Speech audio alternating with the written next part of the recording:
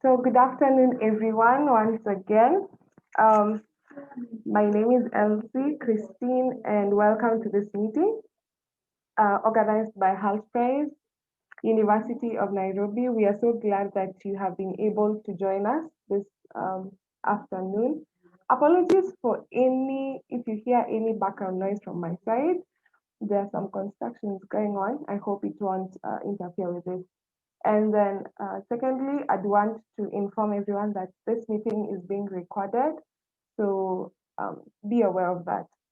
I was given a hint that one of the etiquette, one of the etiquette um, patterns to do when you are hosting a meeting such as this is to inform participants if you're recording or not. And once again, welcome everyone. Like I said, this is a meeting organized by the University of Nairobi in partnership with Health Prize.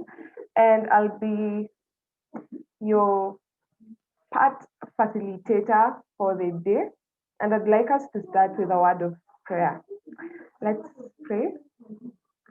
Thank you, Lord Jesus, for an opportunity you have given all of us once again to meet into this virtual platform. Thank you, O God, for our speaker.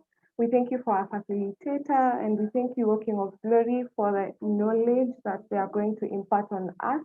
How we cry, the Lord God, may you guide them. May you guide every single thing that they are going to take us through, and may you help us, oh God, that as participants, as listeners, oh God, we may be able to um, finally activate everything that we have learned from this session and put them into practice in our day-to-day lives. We give you praise and honor. May you be with us from the beginning to the very end. In Jesus' name we have prayed. Amen. Okay, so as others are joining in, I'd like to welcome our campus director, John Mwati, to say hi to the participants. John, are you with us? Yes, I'm here. I'm excited that we have chosen to be part and parcel of the bootcamp today. I'm looking forward to really an amazing session. Thank you so much, Elsie, and thank you for our facilitator today. Sawa. Thank you so much, John, for that. So I'd like us to kickstart this session immediately, but we'll give our facilitator a minute or two. I'm not seeing him yet in our meeting yet, but I think he's just about to join in. As that happens, I would like to answer one question that has been asked to several members of the committee, Health Prize, about how we are going to pitch our ideas, how this whole competition will run. And I'd like to inform everyone that this 2 weeks from now to next week is very critical.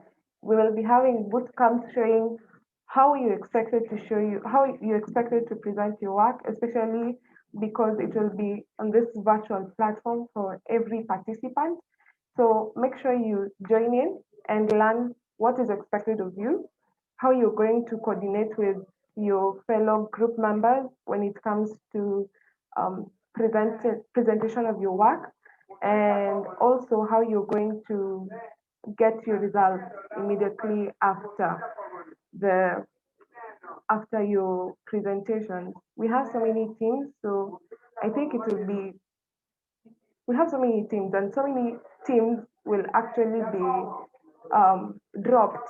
So make sure you attend all these meetings and learn what is expected of you and how you're supposed to run everything that has been set up for all of you.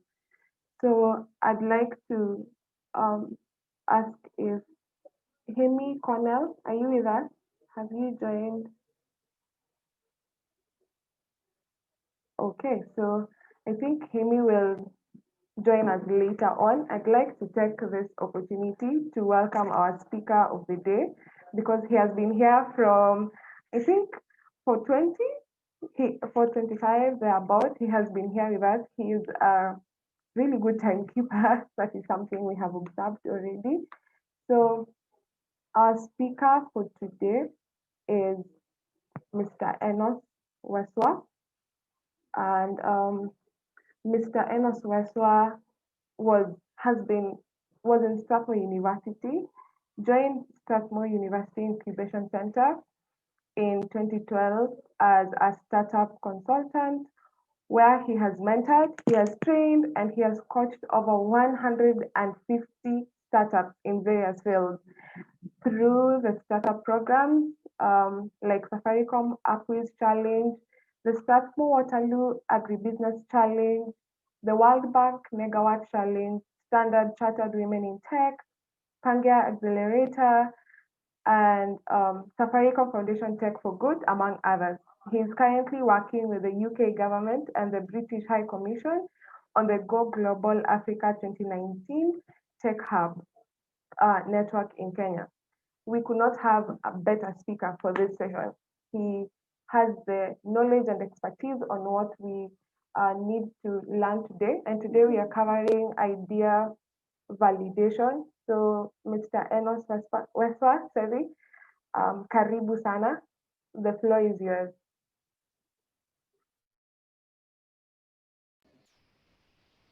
Thank you so much, Elsie, and John as well. As you've heard, my name is Enos, and it's an honor to actually walk you guys through the idea. I wouldn't call it idea validation as such, but it's about just how do I take my idea from just being an idea to something that you could actually just create a prototype from and validate it against the prototype to know if it's actually feasible, or it is viable, or it's actually desirable by your customers. So I've mentioned 3 words, which I think it's important for you to write down. So the first word is viable. Now, viable is about financial viability. And then the second one is feasibility, technological feasibility. Is it feasible? Okay. And now the third one is user desirability. Is it desirable? Okay. So let's look at those parameters as well. But quickly, as you've heard, I've interacted with startups, and there are so many. Actually, the 150 was just the number that was sometimes back, but I think every day I'm interacting with startups, with creative entrepreneurs, agripreneurs, those who are in agribusiness, techpreneurs, and so many. Because even we are doing something with the creative entrepreneurs with the Go Down Art Center, and I know most of you also.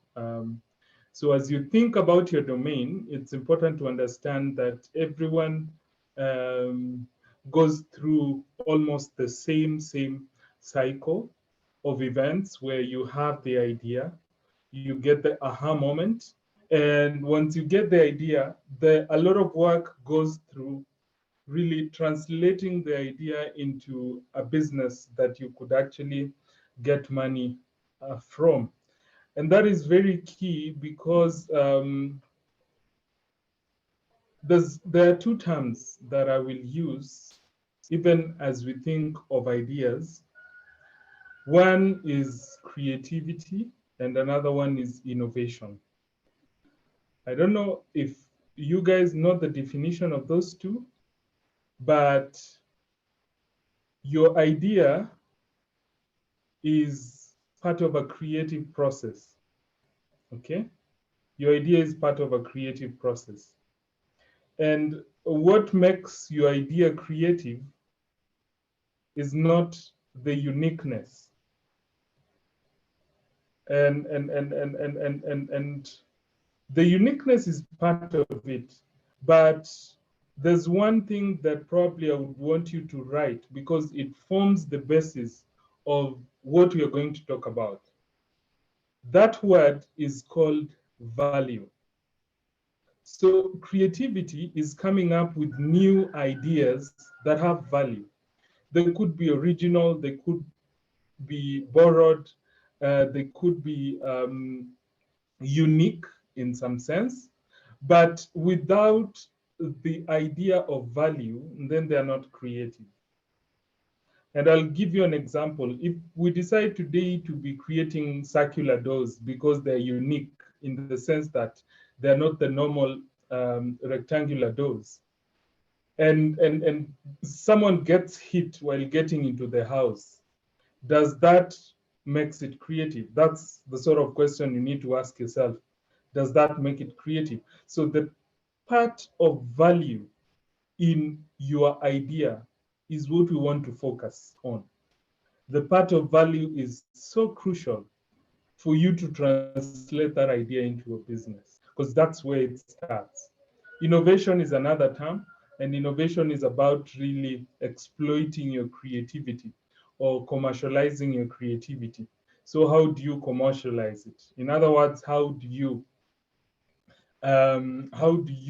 get to translate that into a commercially viable sort of venture? All right. So the other thing that I will also share with you is the platform I use. Unfortunately, I don't use slides in all my presentation because I have created a lot of knowledge around design thinking, around creativity and innovation, around moving your idea to prototype, to proof of concept, and then to MVP. And what are those terms? Because those terms are always just all over the place, and we really don't get what they mean in the simplest way possible. So my work has always been to simplify those processes so that you get to understand in a very simple way, how do I do this to get this and where to start? And so I have been working on that for like, it's been now a year, and even working with the British High Commission, because we've been trying to do a lot of upskilling of the skills that are necessary to converting your idea into a business. So the platform I created is called Reality Check. I'll just type here, but I'll share with, okay, let me see, okay, but let me just share the screen, and then you can look at, can everyone see the website? Yes, yes, we can. Okay, so it's Sure. Reality Check. Yeah, Reality Check, check for money. Check for money. And it has a lot of information. It has a lot of things you can interact with and work with. So of course, what I've been mentioning on creativity and innovation has a 5-day challenge that you can participate. But other than that, I'm gonna use this book, which is online, and you can actually access it. So for those of you who want to access the book directly without necessarily really looking at it from the screen share, still you can, on your phone, you can still scroll on your phone and it's visible. So basically, I'll use this because the part we want to discuss is the first part of the book, okay? And you'll see exactly what I mean. What is it from idea to business? What does that mean and what does that entail? So I don't know if you guys know Bernard. Bernard Chira is the chairman of ASEC, and ASEC is the Association of Startups and SME Enablers of Kenya. So of course, if you've had a lot of conversation around the startup bill Also, there are the guys who are trying to work with Sakaja to really get it done. So basically what I'm trying to tell you is that you need to also understand your ecosystem as you try to think about the idea and taking it to the next level. So Robert Yahweh is the one who referred you guys to me. Is also a coach. So he's basically also part of what we've been working about. So again, these are some of the things that we try to demystify, because over time we've interacted with startups, we've interacted with those who want to convert their ideas into a business, and yet they are stuck.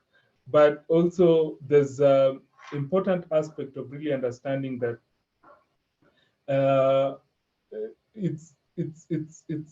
not all ideas are viable, not all ideas are desirable, and not all ideas are feasible. But when you have one idea, it doesn't tie you down to that one idea. You are capable of generating as many ideas as possible.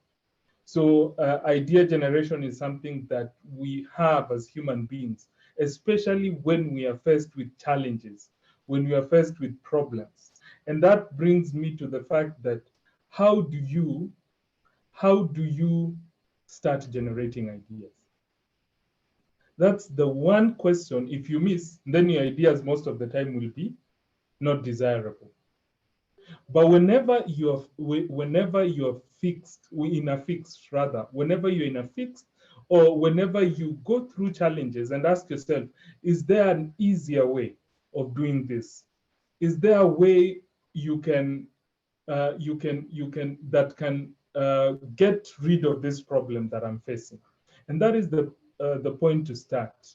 That that that the point to start is really understanding the problem in a very simple but accurate way. Simplicity and accuracy is key, because you can get a problem that really is not a problem. And I know most of you think identifying problems is so easy. It's like seeing someone sleeping out and thinking, okay, we need a housing solution, okay? Or it's seeing someone doing A, B, and C, we need this solution. But let me tell you, really understanding the problem that people can pay to solve is one other big, big challenge. So there are problems out there that you can think about, and problems are actually the ones that are helping you to ideate, to come up with ideas, okay?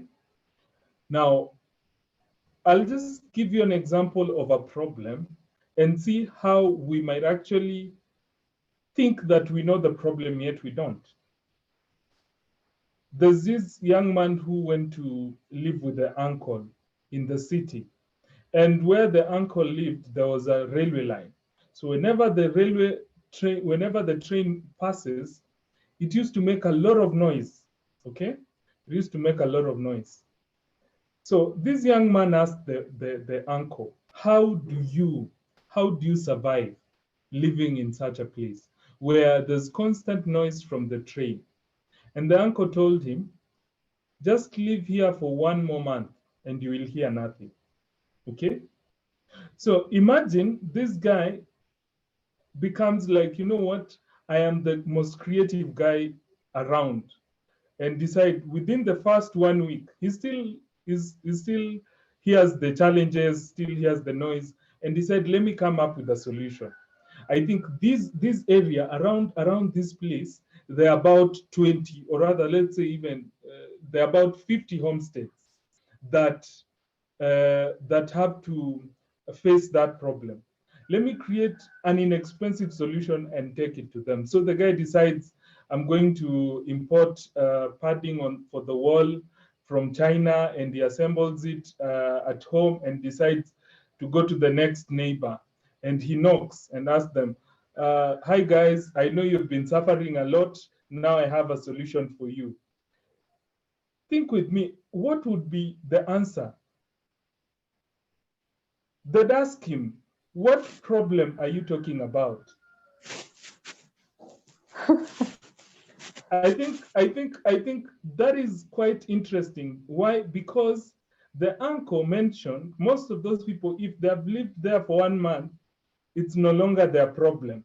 They have they have their mind has already what we call habituated that problem, imeiweka huko nyuma. So ni kuendelea tu na maisha. And it happens so much in Kenya. We tend to forget our problems so fast and move on. And so habituation problem is never a good thing. And in fact, is one of the most challenging things to get around, especially when you're ideating. You can come up with an idea like that, and then habituation problems, people have habituated the problem you're trying to solve. So when you go and take to them, they look at you and wonder, okay, so exactly what are you trying to solve? I don't see a problem there. So sometimes what you think is a problem is no longer a problem. And so you need to really understand what is the underlying problem of that problem. Now, the last example is based on a YouTube link that I'll share with you, is of these are Italians who went to help some Zambians on how to grow tomatoes. And they decided, okay, let's go down the Zambezi River, which is the most fertile place in Zambia, and teach the Zambians how to grow tomatoes. Why? Because tomatoes in Italy grow like this, but in Zambia, the same tomato grow like this. It's big, and that is the easiest way of how to make these people wealthy and agriculturists who can reap from the agriculture. So they went there, and then they told them, okay, these are the seedlings we brought. In fact, it's agriculture is as simple as this. You come, dig here, plant this, and then we wait and see. Now, you see, typically for Africans, they're always looking at, is there any, it's a very wrong concept. But you see, these Italians had to pay even the Africans to come. They had to pay those Africans to come and plant the tomatoes.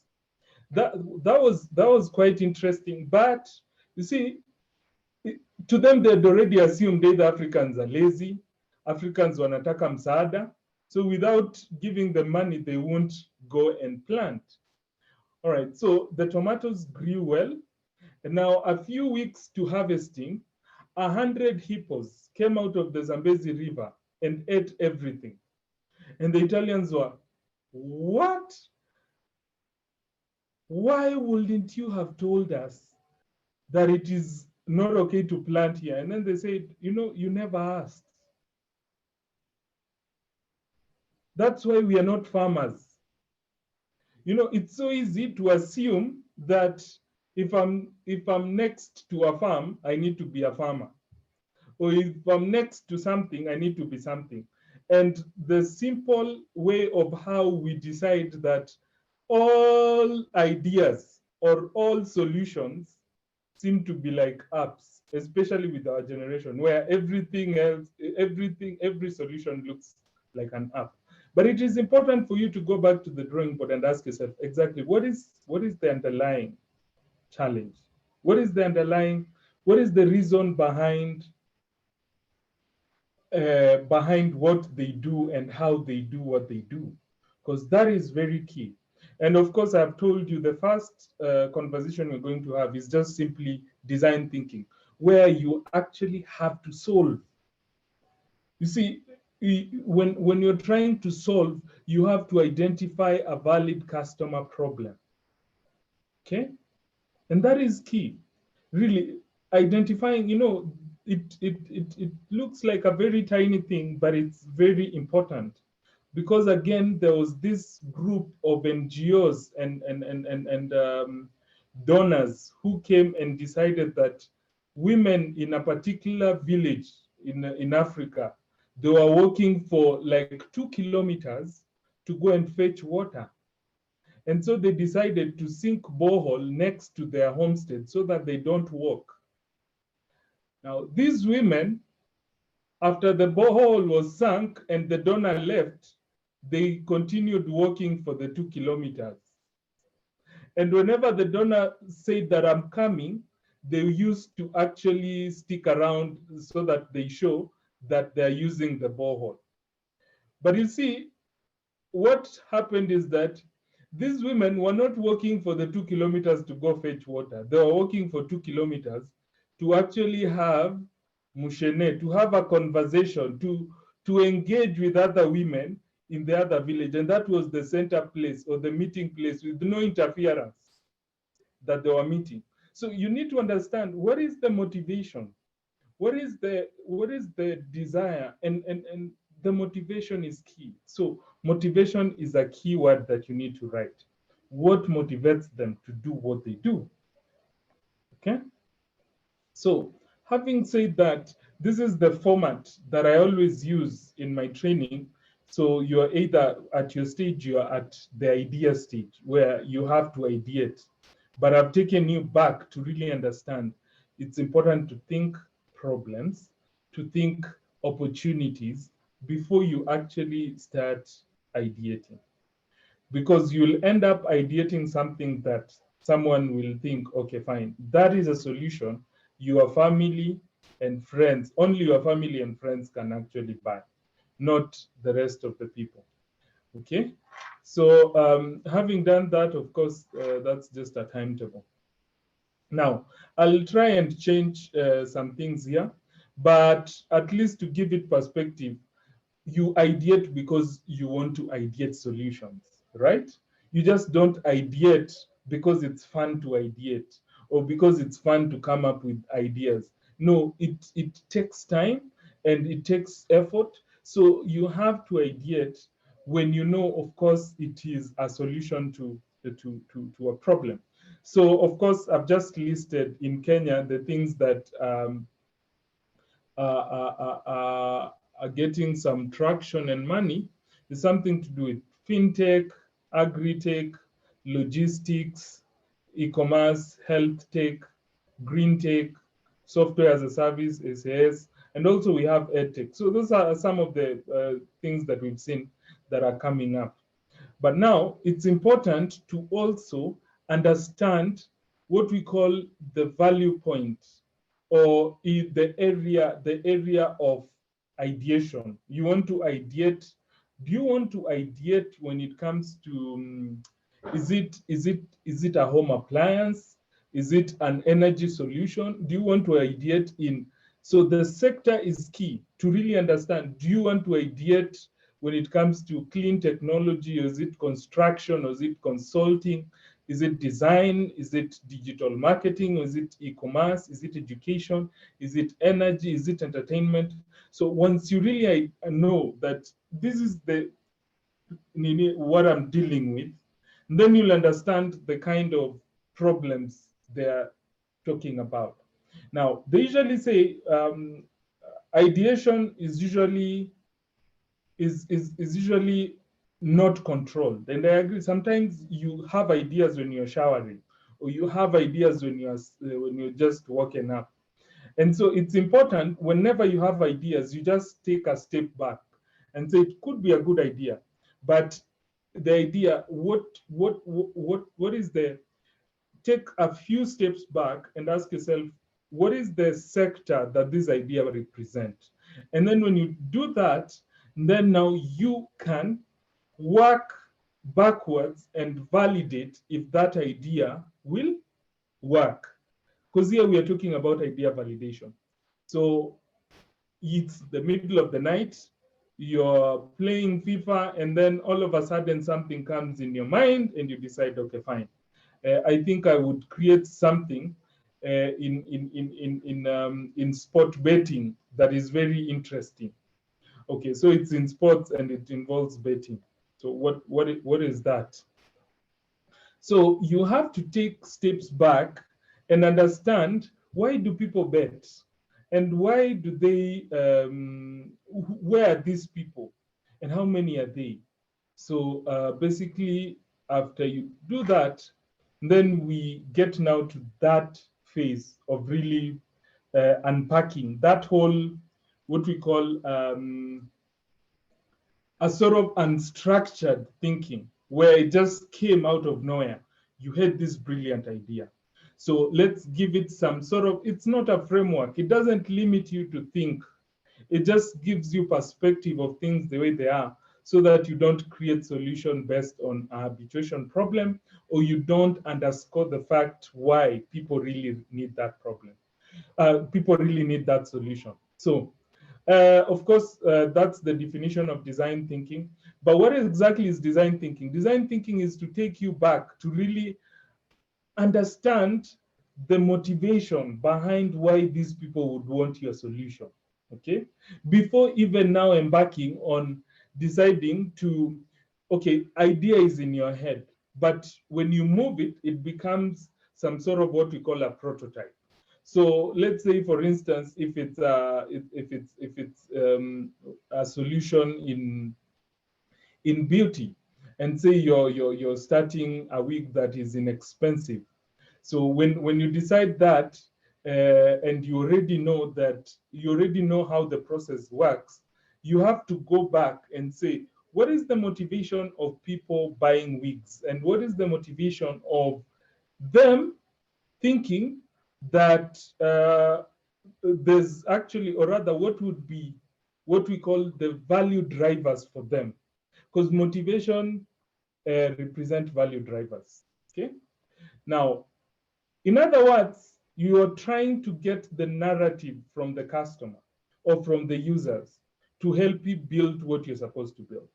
But I know some of you are wondering, especially those who have come across a quote that says, a quote that is from this one of the richest guy in the world called Henry Ford.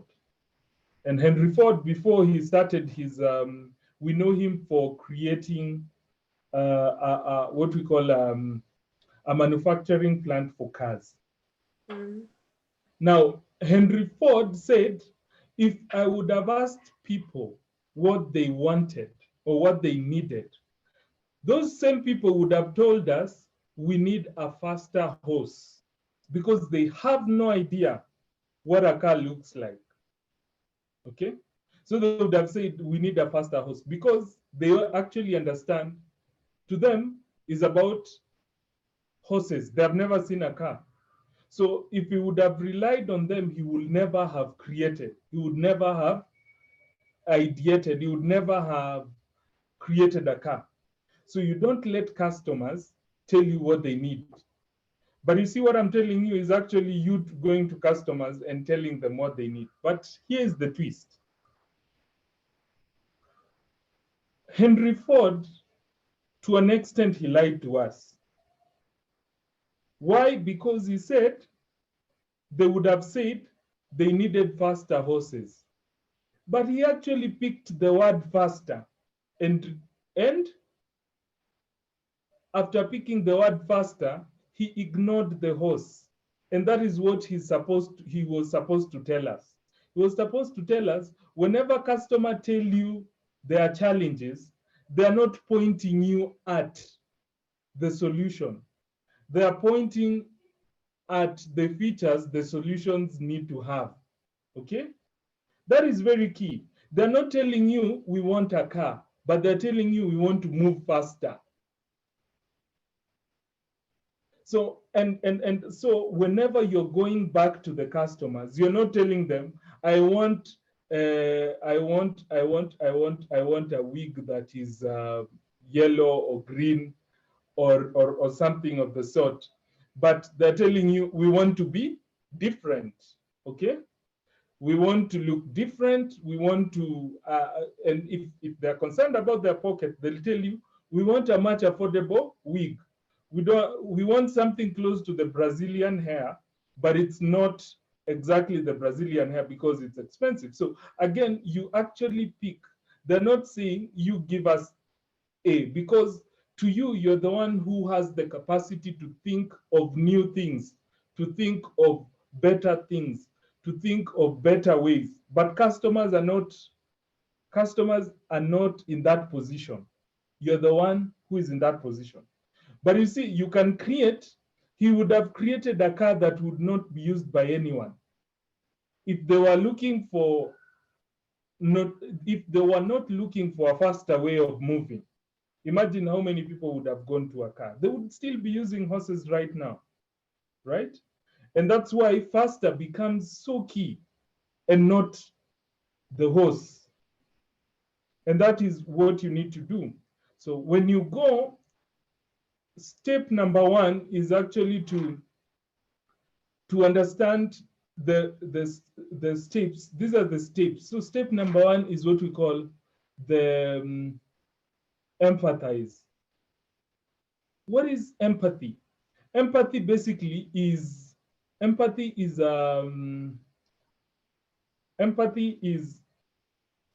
feeling what others are feeling, getting into the shoes of the customer. Like I would expect that young man who went to live with the uncle in the city would have gotten into the shoes of the uncle and try and understand, why is he saying I need to stay here for another 1 month to actually hear nothing, to actually forget that there's actually noise. So the guy would have actually simply stayed there for 1 month, and he would, chances are, it reduces his chances of creating something that was not going to be used. You get what I mean?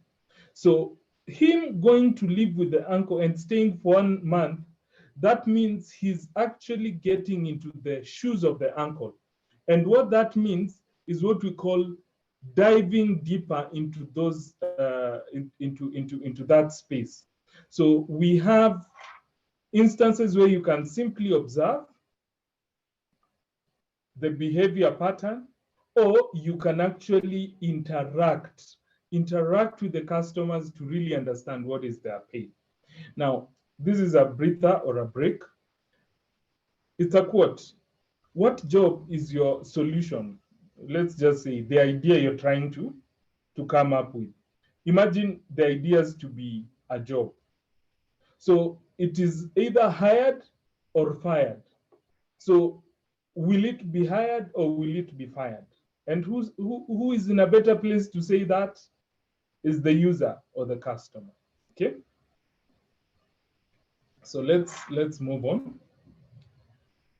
Okay, so I'll skip that, and then let's look at empathy, because we said empathy is the first step. Now, empathy, what I will want you to note is the space, and that's why I told you it's important to know the area, what we call the sample space, the problem space. You have ideated in space, beauty itself, in higher education, in university. University is a space. Your idea, what does it represent?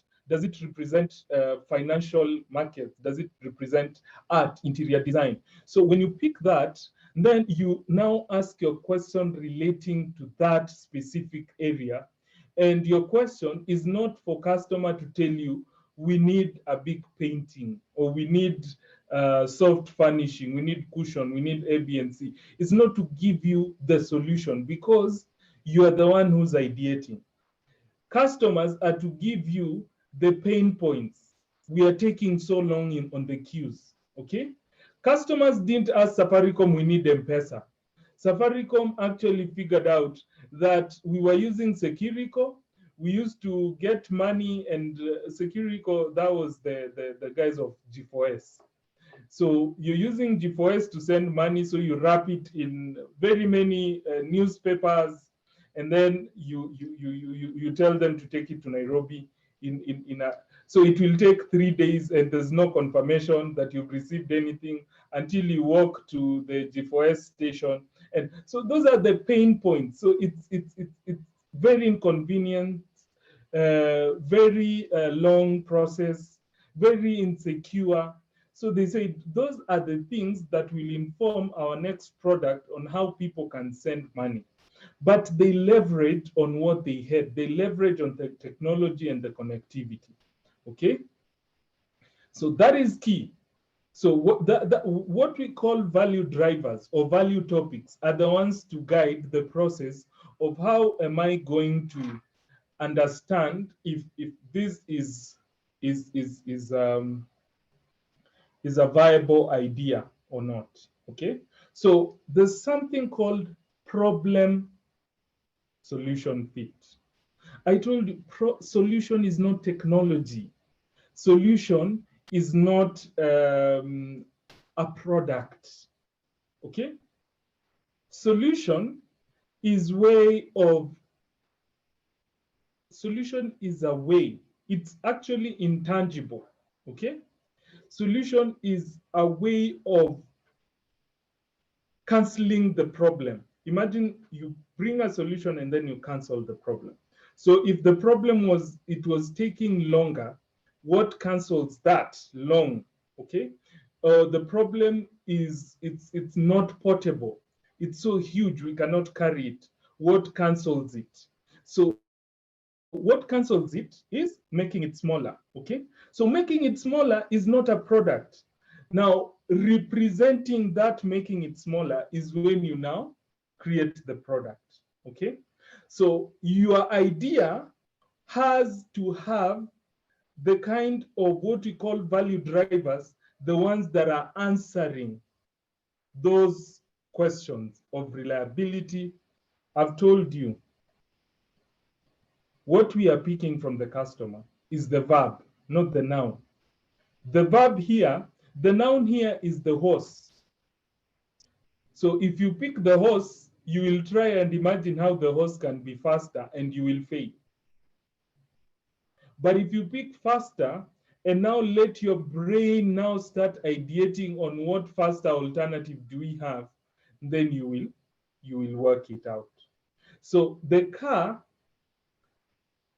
see, imagine the car is just something that is very, it has a number of features, but without fuel, the car just stands there.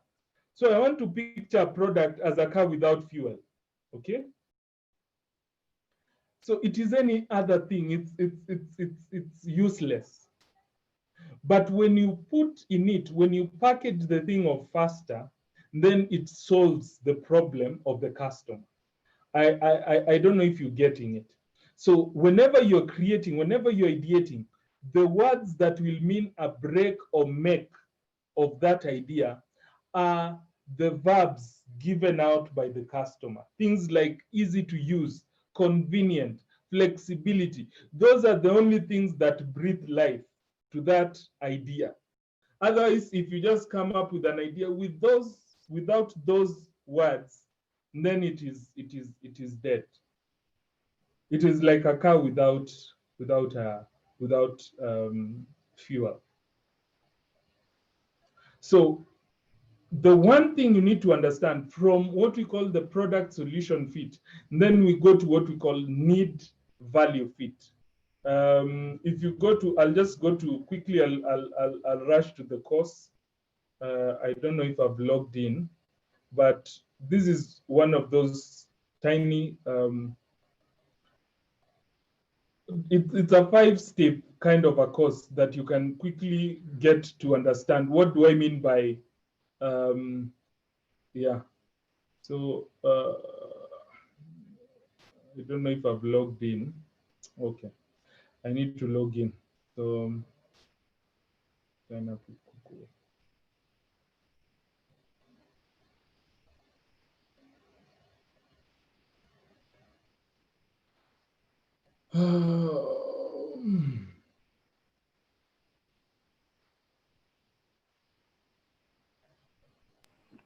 Wow.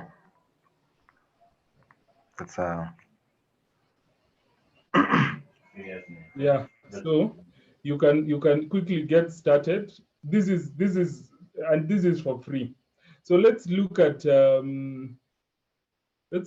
we've already looked at solution. Yeah, the value fit. So here is where we are looking. This is the next stage of really trying to get those verbs. And remember the verbs we are calling, okay, if I'm right with my English, verbs are doing words, right?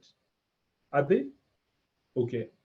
So verbs are what you pick, and they're the ones which form what we call value drivers. Remember I said your idea is not creative without the value component. So this is how they merge. And I've said your idea is not good if it doesn't have the verbs. Okay? So your idea is validated by the verbs that the customer put, which is the same what we call the value drivers. So you see the connection. So you go and pick the verbs, and now you put it in your ideas, and it actually has the values. And so it becomes a creative idea. So this is a simple. I just, when you look at the book, you can see the whole framework. We'll go back there in a bit, so you'll see it even has the blank, so that you can just fill the blank spaces to understand if you're actually ideating or you're just having fun. Okay, so it's not bad to have fun, but at the expense of time and effort, I think it's important to really get it right. So remember what I called the space. You are actually in some sort of a space. It's either entertainment, it's either beauty, it's either agriculture. But what specifically in agriculture? So if and that space represent a value chain. Okay, I'm sorry for using very complicated jargons. I'm trying to unpack it. Value chain has nothing complicated, but it is before this thing reaches to the customer. How many points will it have gone where we are adding something for it to reach the customer? Even if it's being carried from point A to point B, you're just adding something. What is that thing? So those are the points we are calling the points you can actually pick. So if it's related to research, as I've said, and now customers have said, all the research platform you're using, or rather the ad hoc platform you're using, or maybe it's the what we call the analog way of research, where we go out with some sort of questionnaire to collect data. Maybe that is inaccurate. There's some inaccuracy that they are saying. If we would have gotten another way of doing it, let's say it's accurate, then we'll actually use it. So again, value drivers are the ones that are key. So increase accuracy. Now, I want you to look at something here. This is the jobs to be done. Now, you need to tell yourself, whatever I'm ideating is like something that has to be hired for a given job. What job is that? So you ask yourself, what is the job that the customer is trying to get done? So let's look at, I know, I don't know if you all of you can see, get accurate information about market in good time. Okay, that's a simple statement that shows some work to be done. But look at it this way. There are words that are key in this conversation. So in this conversation, you're picking the word accurate. Accurate is actually, accuracy is actually one of the verbs that we're looking. In good time is also very important. Timely, okay? So timely is also another very key word. So when you're doing the need statement for the job, so you're translating the job into some need statement. What do? You say he needs a way to know if the market is good or bad, so that she can decide whether to sell or not. Okay? Because it has an end to that statement. So ideally, when now we get from the need statement, then we can say, now we can ideate. Now we can come up with ideas. And you say, oh, a thumbs up or thumbs down alert service. Now, it depends with what they're exposed to, okay? So what are they using? So again, you can't give someone a smartphone idea and they're using a feature phone, okay? You get what I mean? So again, what do they have? what do they have? And that's why Safaricom, before unleashing M-Pesa, they had to say, of course, we have to have the agency. And agency has actually transformed a lot of banking sector. Equity started the agency banking, and agency banking has been applauded across the world. Why? It's just to give access. Because you see, if they can, you can imagine, even before you give that information, the question is, can they access the information or not? You get? So accessibility is almost a given. When you're ideating, always start with accessibility. It will give you a way of validating that idea if it's gonna be translated into a business or not. Okay? So up to there, it's important. And now let's define what a value driver is. So a value driver is an activity or capability that adds worth to a product, service, or a brand. So it's those activities that adds worth to your solution. Okay? So we've said you cannot ideate without the value, because it won't be creative, because it won't be viable.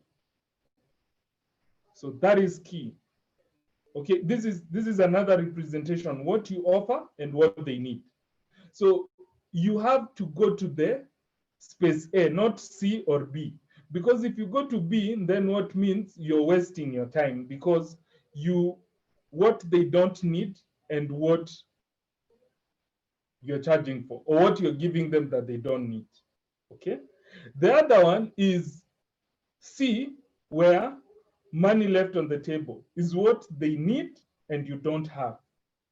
So you'd better go with A and move towards C, not A and then moves toward B, or start with B.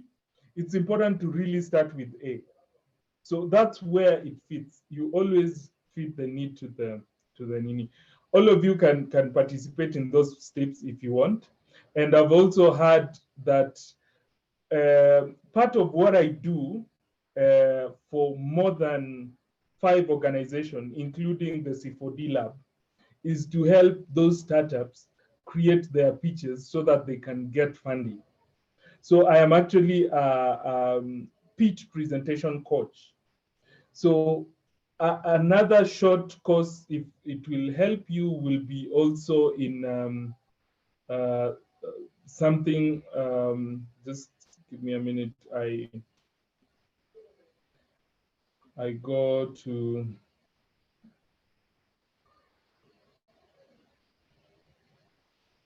we are just about to finish, because the good thing is that you have this platform and you can always get your way around it. So there's also creating a pitch for funding. And if you have question, there's the chat thing that you can always chat me directly, and then we'll get, because you can see so many people are actually engaging. So of course, that you can actually create, you can create you can do a create pitch for funding. But I would really love, if you guys have questions on pitching, let me know so that I can help you. But that is besides the point, because we are trying to look at this process. Yeah. So do you have any question as far as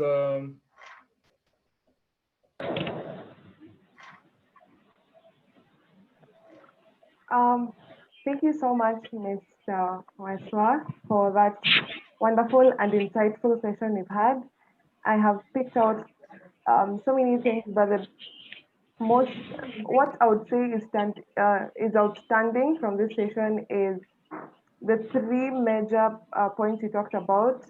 When it comes to viability, feasibility, and desirability of a project. Before we go to the questions, we have an important guest with us also. Henry Cornell was to be, Mr. Henry Cornell, sorry, was to be our facilitator, but he started quite a bit early, so he didn't get that chance. So Mr. Henry Cornell is a proactive, young, ambitious lad who is very passionate about entrepreneurs, and he's an upcoming author. So I'd like to give Mr. Hemi a chance to say hi to us and go on. He can lead us through the Q&A session and facilitate the whole session till the very end. Karibu sana, Mr. Hemi. Thank you so much, Chelsea. I've been here, I've been listening quite a bit. And interestingly enough, I think what Enos has brought forward in this startup playbook is a game changer for sure. It's just sad that I'm coming across it now. But actually, I've interacted with one of the guys Enos has mentioned, whom is Bernard Shearer in Strathmore. I think the top level there. You can correct me if I'm wrong. iLab, must be iLab, I think. Yeah, but he left. He's working with the assistive technology and the chairman of the ASEC. So they are working on the bill. If you see the Kenya, the startup bill, they're the ones working.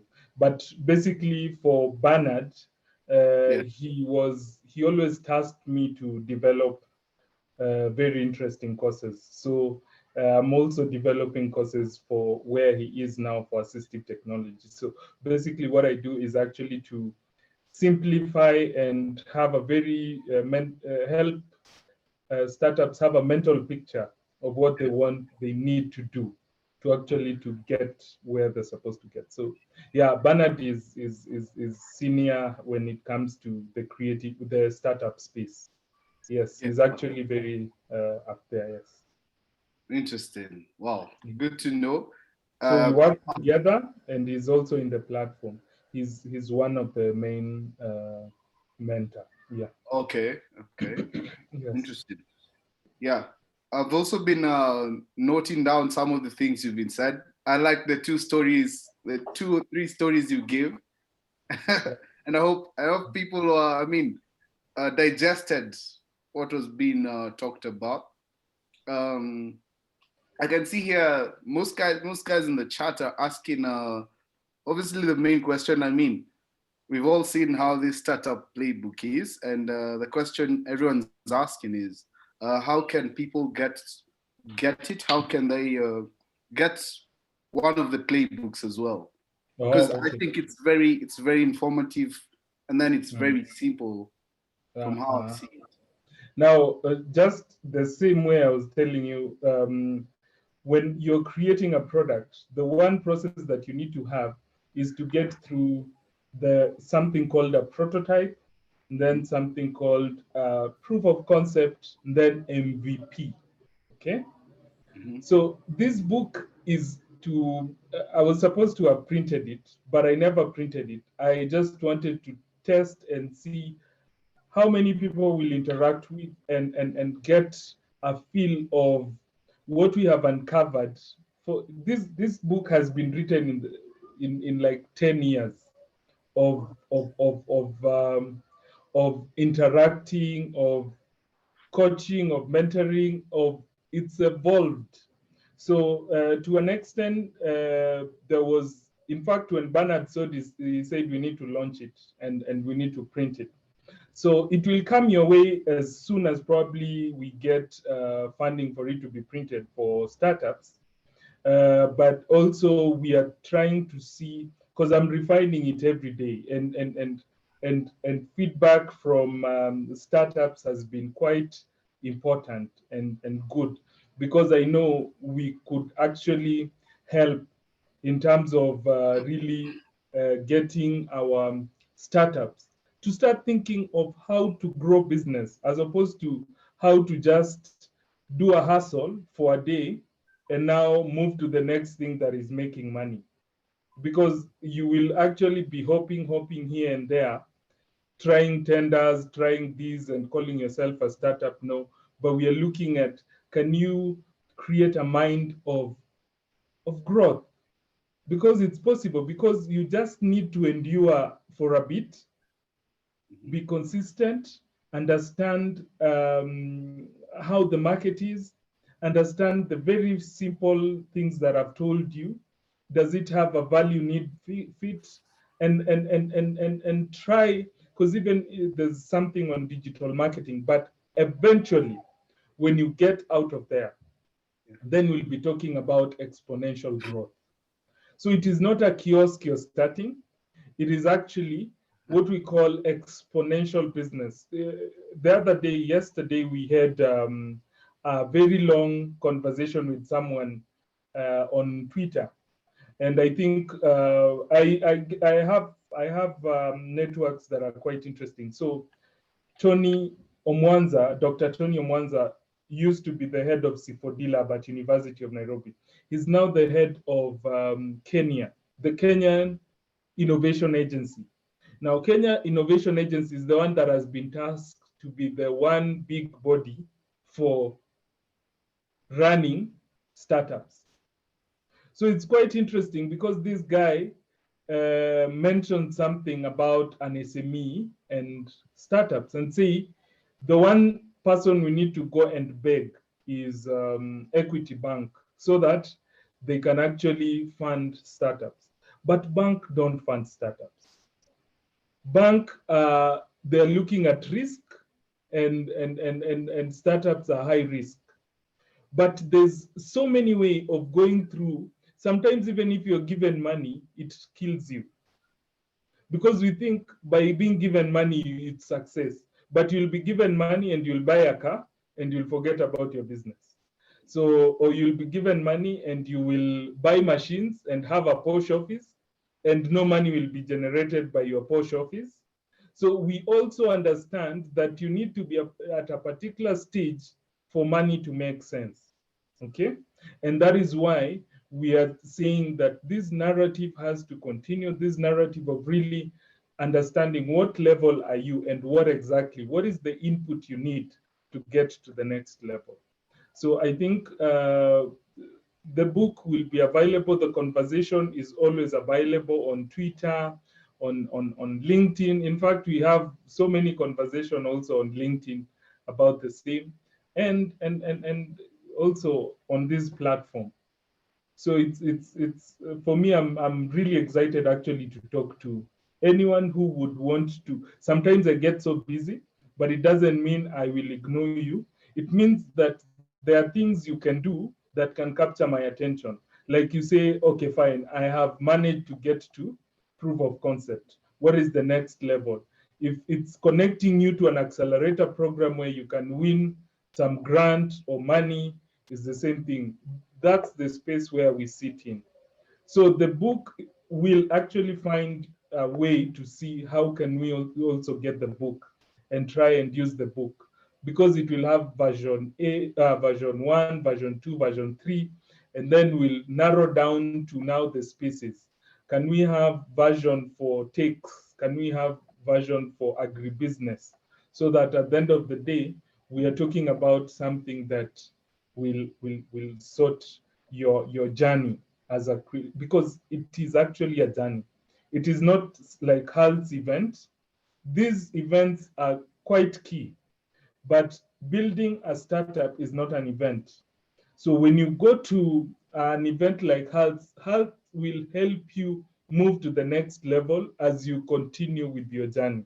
So to understand the place where you are can mean success or failure, depending with, if you don't understand where you are, then you will not know what you will need exactly.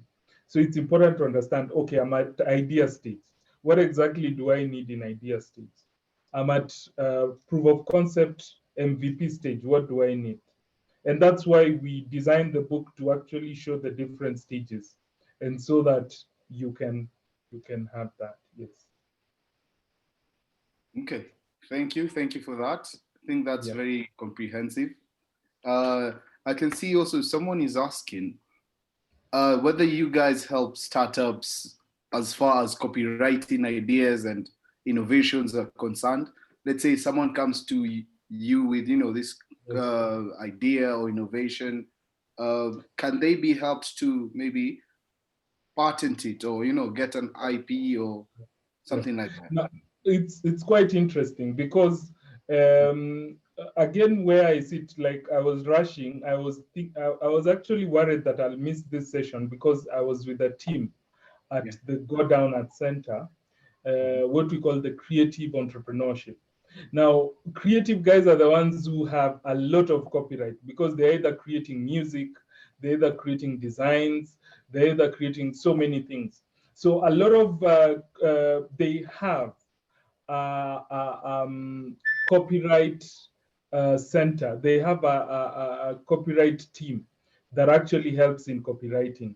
So of course, Go Down is part of the conversation and part of us. So I'll put that through. If you can, I can probably have the email or the name or just a chat. I will take it from there, connect you to Go Down. I don't know if they also run some classes for free for where to go to get copyright and hands-on things. The same, I think also Strathmore University has what we call CPIT, Center for Intellectual Property. CPIT, I don't know their process in helping startups, or it's just simply big business, but I will try. For the one that is so direct is the Go Down at Center. And for them, in fact, if you organize, I can just tell one of the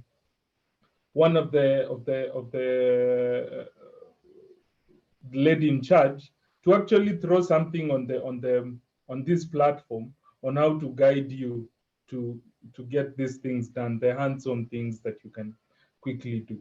But for that specific person, we can actually see how to connect them to do that. And yes, just a minute, Kano. I think one of the things that also we need to mention is that also at the University of Nairobi, we do have an office that is in charge of intellectual property. It is actually in main campus. We have had the professor, who is actually the acting director, come to speak to us, and she actually challenged the students.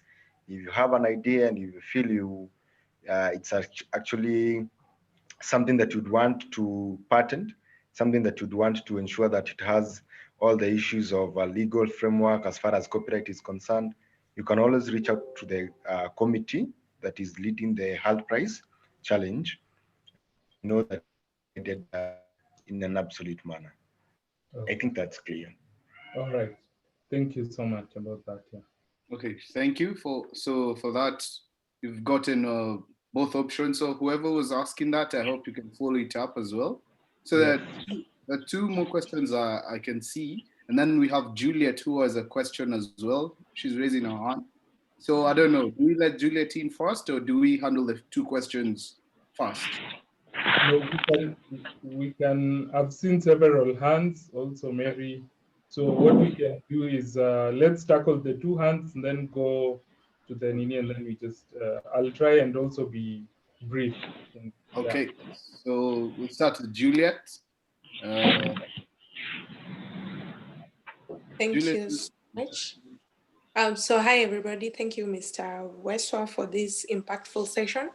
My question is, I would like to be part of the conversations on Twitter and Facebook, but you haven't told us the handles, so please, could you please give us the handles for the discussion in the Zoom meeting? And then I would also like to ask a question. If now I intend to start something that has never been done, and I would like to, you've told us that we need to we need to identify a problem and then come up with a solution. But now this is a case where the solution has never been, it has never been implemented. So how do you go about that? All right, quickly. Thank you for your question, but to actually do something that has not been done, it is I'll just give you an example, which I've already given, for Henry Ford trying to do a car that no one understood, no one knew. It is actually very interesting, but what he picked are still the same concept I've told you, that if that idea has no connection with the verbs, you remember the verbs, is either faster, is either, all those words that are here, somewhere here, let me just, if the customer hasn't outlined those faster, portable, easy to use, convenient, most of those products will not see the day of light, because they can be unique in the sense of being unique, but not something that solves customers' problem. So without, you see, you don't need to tell them, I am building this. You don't need to tell anyone I'm building this, but you need to structure your question in a manner that, how are you trying to solve something that you're trying to solve? You get? So Yeah. imagine Henry Ford, he's not telling people I am building a car, but he's telling them, how do you always move from point A to B? Okay? So that is the area he's trying to solve, mobility. That is standard. Okay? Yeah. And then when he says from point A to B, and then you say, how are you trying to solve? They'll tell you we use horses and chariots. And you ask them, so do you experience in your own assessment, what is the biggest challenge with that? And then they'll tell you speed. We always get there late, or you'll just get the narrative and understand that, to them, they want to get to point B faster. And then when you pick faster, you can be so sure that creating a car would actually have bias, because they want to move to the next. You get what I mean? So, Yeah. and that's why we are talking today, validating your ideas, because that's the only way you can validate. Have those words like, are they looking at the same way I've said? Are they looking at a source that is accurate, that's on time? Because to them, if the news gets to the farmers in bad time, then they cannot sell. So however ingenious your idea is, if it cannot deliver on time data or on time information, then it could just be another idea. So that's why I really insisted, there's no creative idea without value driver. There's no creative idea without the adjective, without the verb. Okay, I'm just curious. Sorry.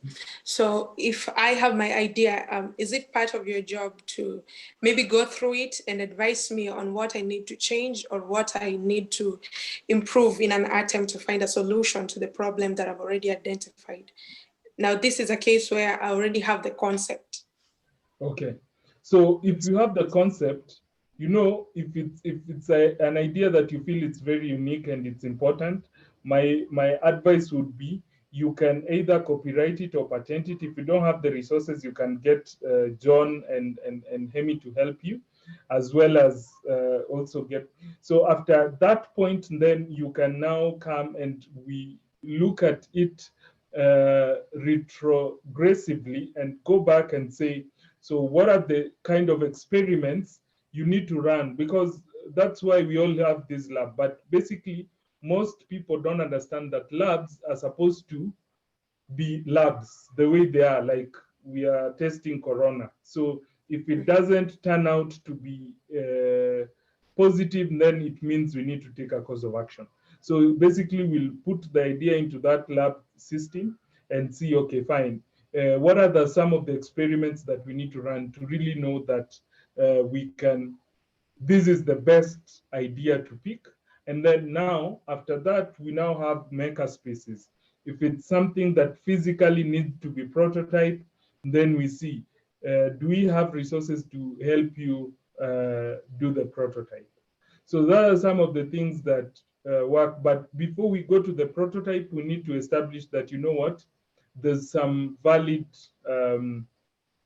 problem that is happening. But basically, if you have the concept, it's I think important to copyright it or patent it. And then the next step is now we work backwards on it. Yes. All right. Then thank you for your question. Yeah. So I see also two hands. So Mary and Collins. So Mary, I think, raised her hand first. Yes. So Mary, you can proceed. Okay, thanks a lot for the nice presentation. I have 3 questions. Okay. One is about the UON Intellectual Property Office.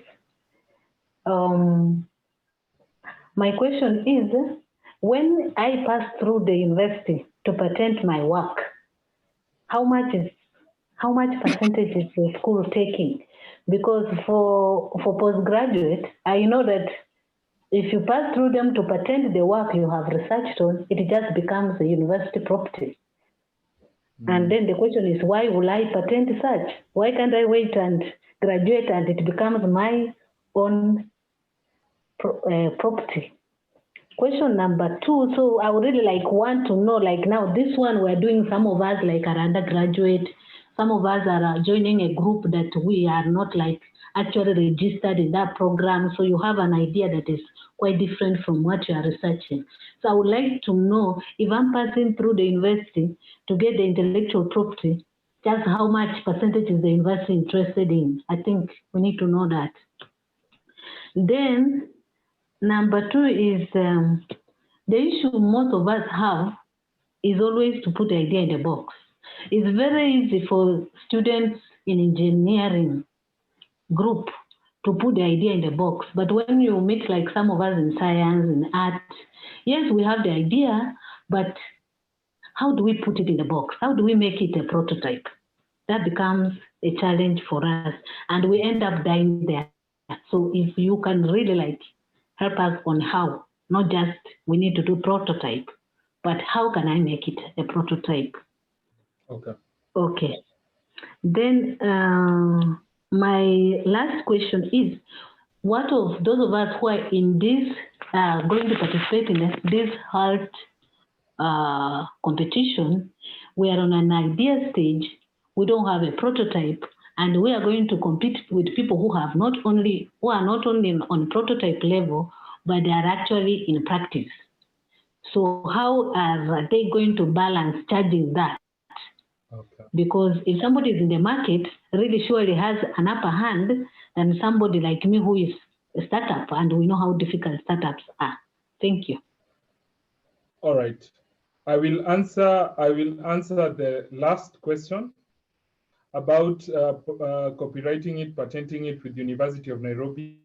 Again, I think John or Hemi can try and find out for you in terms of percentages, because I also know for CPIT, they also do the same. There's a percentage at Machakos University. I was mentoring some young guys, and then they were told they will have to get a percentage, which sometimes is not realistic, but sometimes is very realistic. One, if they're giving you resources to get not only to prototype, but to go beyond. Because I usually say, do you know an idea, sorry to say, but an idea is 10%. Execution is 90%. But I know if the idea is very well and executed well, you will be a billionaire.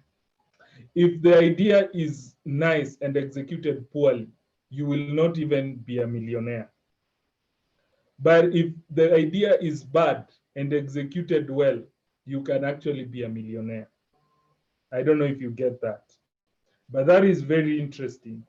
So it's important to actually understand that the biggest part of it, what you're saying, is now getting it into the box. I don't know if that's what you mean, actually getting the prototype, testing the prototype, and now going to mass production. Because you see, you cannot mass produce if you don't have a critical market. The critical mass is everything. You see, now I haven't gotten, the stage where we are is just the stage of ideation. But there's another stage where you have the proof of concept. Like you prove that this concept works. How does that look? What we call the minimum viable product. Now, the minimum viable product are the prototype with the features that you can sell. Okay. In fact, it's not a prototype. It's actually a product, but it has minimum features that can be used and that can sell. Let's say, for example, a car that can actually sell. It doesn't need to have so many things that we're looking at. it has just to have the basic features, steering wheel, 4 wheels, and just to mimic a chariot, and even sometimes without a roof, but it can move faster. You get that is an MVP. To cut your cost on production, if at all, because you see producing is actually a very capital intensive thing. So we are trying to minimize on the money you're going to spend to make your startup journey to be as bearable as possible, because you can create, this is how business die. They invest a lot of money in creating a product that will not sell. Okay, and you try to go out and market it and try force people to buy, but they don't. So it's important to minimize your cost of production. You minimize your production until you understand, if I produce this, it will actually go. So for me, the last part of your question, is important in terms of really, of course, there's a diagram I usually use in terms of looking at how can I incorporate this feature into a prototype. And it's very easy. If let's say you're dealing with an app or even a phone, a feature like accessibility, you're talking about in competition, you're talking about how can I make it use less data, okay? If it's terms of how can I in fact make it be offline. So some of those things are quite interesting to look at. But as you've said, you're competing with different groups. I don't know, because Robert at some point in time was a judge at HALS. But one thing I know for a judge, if you're a creative judge, you need to understand and judge and judge an idea or judge a startup at their level. You're not supposed to, because what you're selling is the potential, basically. Now, we know we would ask you, so have you had any traction? Of course, that is usually an unfair question, especially when you're dealing with people who've already had a proof of concept and they've had a minimum viable product and they're making sales. Okay, so that is an unfair question for someone who has just an idea. So in an idea, we look at what is the input, what is your input, because we also know your input counts to something. We can tell that it's just an idea, but the way you have outlined, the way I've given you the structure, you've actually understood that what people want is a portable way or an easy way to use. And you've outlined how your idea is making it faster, or how your idea is making it portable, and how your idea is making it easy to use. And now you've outlined the market. Those are things you do without necessarily having money. Okay, so you really have to understand, let's say this percentage of people live in Nairobi, because live outside Nairobi because they think Nairobi is just congested and they cannot live. So they're looking at a less congested area.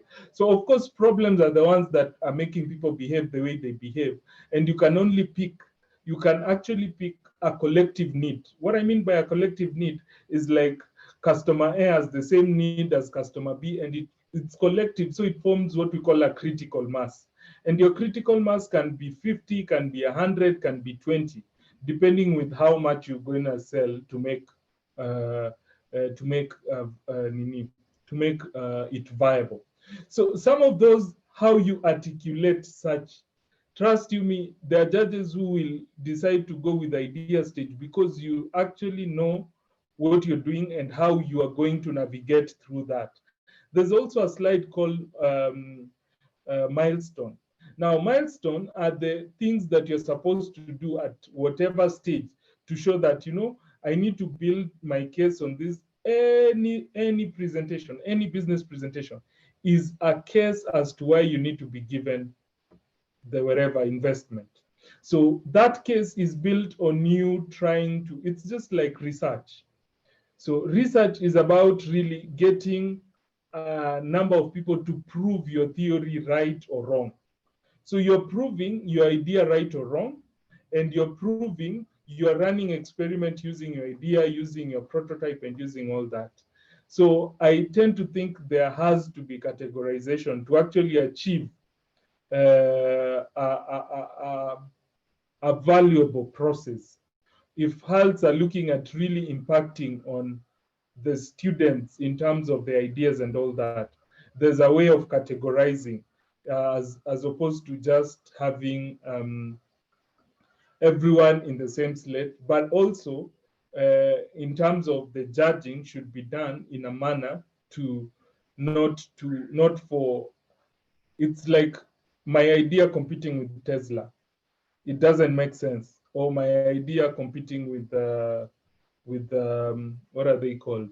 With Twigger Foods. Okay, so Twigger Foods is making a lot of money and it's making sales, but it was an idea just like yours. But they have gone through that process. But you see, at this time, you don't need 5 million. Okay. You see, Twigger Foods got about, was it $70 million at some point, okay? So imagine you're competing with Twigger Foods, they get $70 million. But if you're given $70 million with your idea, what will you do? You'll probably buy a house.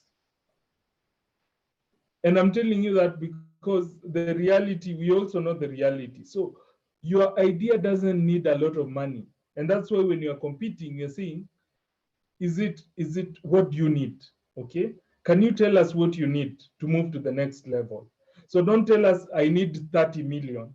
And especially when it comes to, because this thing of equity and saying that I need 30 million in exchange of 5%, that verification also has to be, and they understand your selling potential. So it is important to match what you need with the stage at which you are. So that is another thing that really many entrepreneurs cannot do. They cannot really tell you, because sometimes we are driven by money. You say, I need 6 million. You tell that, give me a breakdown of how you're going to use 6 million.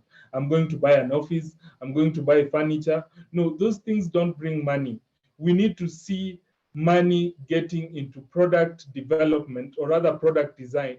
We need to see money getting into rigorous state of validating the market. So you understand how many people have the same need, and will it be viable for me to do mass production? Okay, so I think that is very key, because we understand people are at a different level, and that will be a fact for life.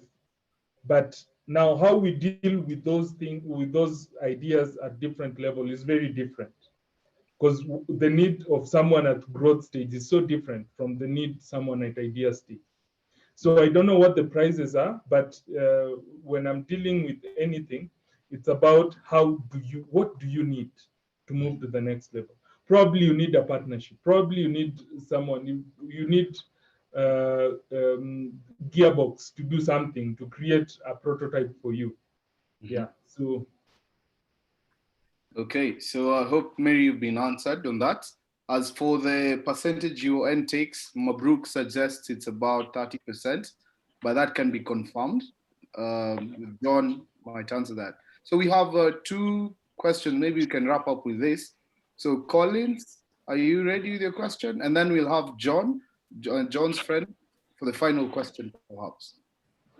Collins, please proceed. Thank you so much. Thank you so much, Hemi and the team. I hope you're getting me right. Yeah. My question is on patenting, and I wanted to know, is it possible to patent a process? And the reason why I'm asking that is within agriculture value chain, we do propagation of seedlings, but there's a process that we are using, which I know there's nobody else who is using it. And I wanted to know, is it possible to patent a process?